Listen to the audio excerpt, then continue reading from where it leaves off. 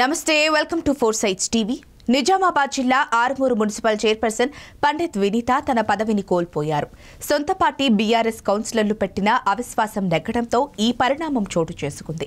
అవిశ్వాస తీర్మానంపై ఆర్మూరు ఆర్డీఓ వినోద్ కుమార్ ఆధ్వర్యంలో నిర్వహించిన ప్రత్యేక సమావేశంలో బీఆర్ఎస్ కౌన్సిలర్లు 20 మంది, బీజేపీ కౌన్సిలర్లు నలుగురు పాల్గొన్నారు. సమావేశానికి బీజేపీ ఎమ్మెల్యే పైడి రాకేష్ రెడ్డి హాజరయ్యారు. దీంతో ఆర్మూరు రాజకీయాలు రసవత్తరంగా మారాయి. కొత్త మున్సిపల్ చైర్పర్సన్ గా ఎవరవుతారని ఆసక్తికరంగా మారింది. దీనిపై మరింత సమాచారం ఫోర్ సైట్స్ టీవీ నిజామాబాద్ ప్రతినిధి శ్రీనివాస్ అందిస్తారు.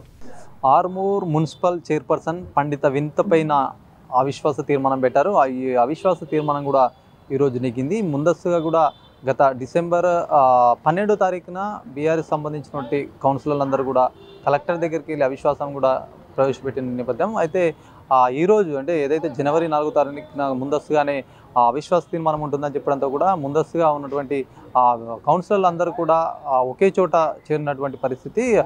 బీఆర్ఎస్ మాజీ ఎమ్మెల్యే జీవన్ రెడ్డి ఆధ్వర్యంలో కూడా వారంతా కూడా వాళ్ళకు సంబంధించినటువంటి ఒక ప్లేస్లో కూడా అందరినీ కూడా సమావేశం ఏర్పాటు చేసినటువంటి సిచ్యువేషన్. ఈరోజు జరిగినటువంటి ఈ సమావేశాన్ని కూడా అందరూ కూడా ఒకేసారి బస్సులో వచ్చినటువంటి పరిస్థితి ఉంది. మొత్తానికి ఆమె తన పదవిని కోల్పోయినటువంటి సిచ్యువేషన్ ఉంది. సొంత పార్టీలోనే అవిశ్వాసం పెట్టడం అనే విషయం కూడా చర్చనీయాంశంగా కూడా మారినటువంటి పరిస్థితి. అయితే ఏదేమైనప్పటికీ కూడా మొత్తం సంబంధించినటువంటి ఒకసారి మున్సిపల్ సంబంధించినటువంటి దాంట్లో 36 మంది కౌన్సిలర్లు ఉన్నారు. 36 మందిలో కూడా 30 మంది బీఆర్ఎస్ సంబంధించిన కౌన్సిలర్లు, 5 మంది బీజేపీ కౌన్సిలర్లు, ఒకరు ఎంఐఎం సంబంధించినటువంటి కౌన్సిలర్ ఉన్నారు.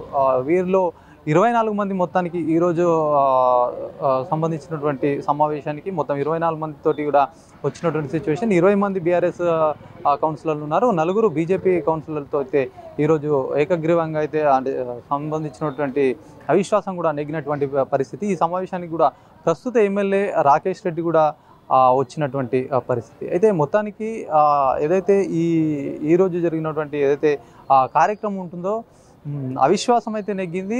తదుపరి ఎవరు ఉంటారు ఈ అవిశ్వాసం సంబంధించినటువంటి తర్వాత మున్సిపల్ చైర్పర్సన్ ఎవరు ఉంటారని కూడా ఒక ఆసక్తిగా ఉన్నటువంటి పరిస్థితి.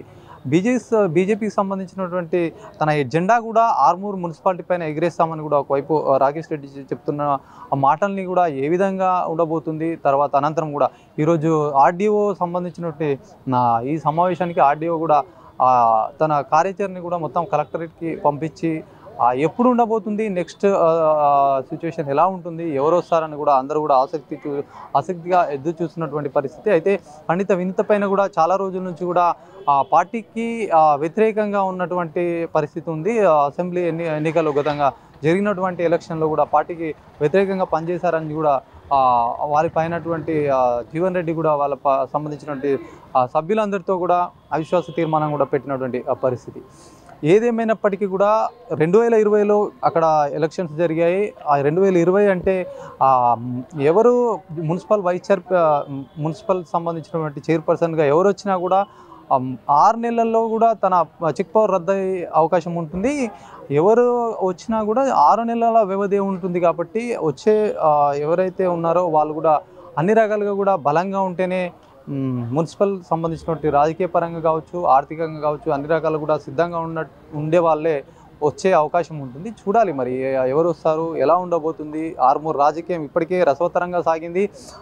జీవన్ రెడ్డి కూడా అక్కడ ఓటమి పాలు కావడము, అక్కడ బీజేపీ కూడా అధికారంలో ఉండడము, ఇవన్నీ కూడా ఒకదాన్ని వెనుక వస్తున్నటువంటి పరిణామాలు అయితే చోటు చేసుకుంటున్నాయి. తాజాగా అయితే ఈ అవిశ్వాస తీర్మానం కూడా ప్రవేశపెట్టారు.